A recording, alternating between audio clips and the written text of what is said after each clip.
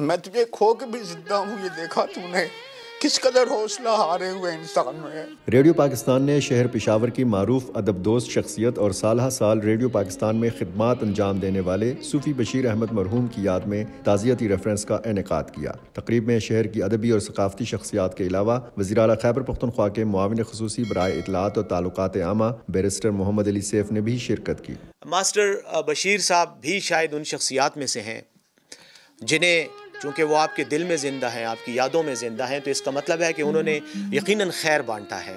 اور میں آپ سے یہ ریکویسٹ کروں گا کہ ان کی یادوں پر یا ان کی جو بھی ان کے آپ کے پاس وہ چیزیں ہیں ان کے ہسٹری کے حوالے سے، ان کی لائف کے حوالے سے، وہ اگر آپ کوئی کمپائل کر کے ہمیں بھی دے دیں تو میں اپنے محکمے کی طرف سے ان کو کسی پرنٹڈ فارم میں یا کسی اور ویڈیو فارم میں اس میں ہم آپ کے ساتھ کنٹریبیوٹ کرتے ہیں اور آپ کے ساتھ سپورٹ کرتے ہیں، تاکہ یہ جو صوفی بشیر صاحب کی جو یادیں ہیں، ان کا جو ورثہ ہے، جو کچھ بھی انہوں نے چھوڑا ہے، وہ آنے والی جنریشنز کو بھی ان سے استفادہ کرنے کا موقع ملے۔ شہر کی معروف ادبی شخصیات نے ماسٹر صوفی بشیر احمد کی یادوں کو الفاظ کے روپ میں پیش کیا تو شرکا آبدیدہ ہوئے بغیر نہ رہ سکے۔ ان ریئل سینس اس نے ماں کی پوجا کی ہے کہ میری والدہ 2006 میں فوت ہوئی تھی اور ان کی چارپائی، ان کا بستر آج تک اس نے اسی طرح رکھا ہے جس طرح وہ چھوڑ کر گئی تھی۔ اس کمرے میں وہ پلنگ پر نہیں سوتے، زمین پر سوتے تھے۔ وہ ماں کے پلنگ کو ایسے رکھتے تھے جیسے ماں بھی زندہ ہے۔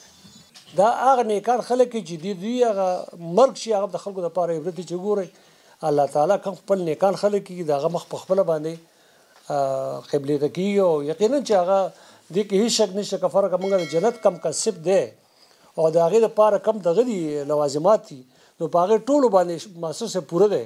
وہ اتنے لوگوں کو ہنسا کر خوش کر کے گئے ہیں، تبھی تو آج سب لوگ ان کے لیے اداس ہیں اور انہیں یاد کر رہے ہیں۔ یہ ان کی میں سمجھتا ہوں کہ ایک ذاتی خوبی بھی تھی، ان کا اخلاق تھا، خوش مزاج انسان تھے، اور سب سے بڑی بات یہ کہ بے لوث دوست تھے۔ ہر چہرے پہ ایک اداسی جو ہے وہ نظر مجھے آ رہی ہے۔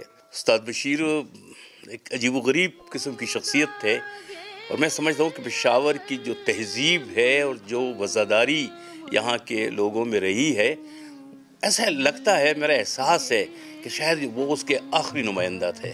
اس گلی نے یہ سن کے صبر کیا، جانے والے یہاں کے تھے ہی نہیں۔ ایک ہوتی تھی ادب، پھر محبت، اور تیسری چیز حیا۔ ان تینوں خصوصیات کا پیکر جو ہے استاد بشیر صاحب تھے، اور وہ اس میں یہ سب کلچر ان میں پشاور نظر آتا تھا، تو میں کبھی کبھی ان کو مسٹر پشاور بھی کہہ دیتا تھا۔ مجھے سمجھ نہیں آتی میں کیا کہوں، میرے اندر ایک قیامت ہے، میں اندر سے ٹوٹ رہا ہوں۔ ایک ایسا شخص، ایک ایسا زندہ شخص جو جاتے ہوئے ہنستے کھیلتے ہم سب کو مار گیا ہے۔ ایک سبق ضرور دیا کہ انسان اور انسانیت سے محبت کرنے والوں کو لوگ کس طرح پذیرائی دیتے ہیں۔ وہ ایک شاعر نے کہا تھا کہ بھرم کھلا ہے کہ جب اس سے ہم کلام ہوئے، ہمیں بھی زوم تھا پیارے سخن شناسی کا۔ ریڈیو سے ماسٹر بشیر کو عقیدت تھی، محبت تھی۔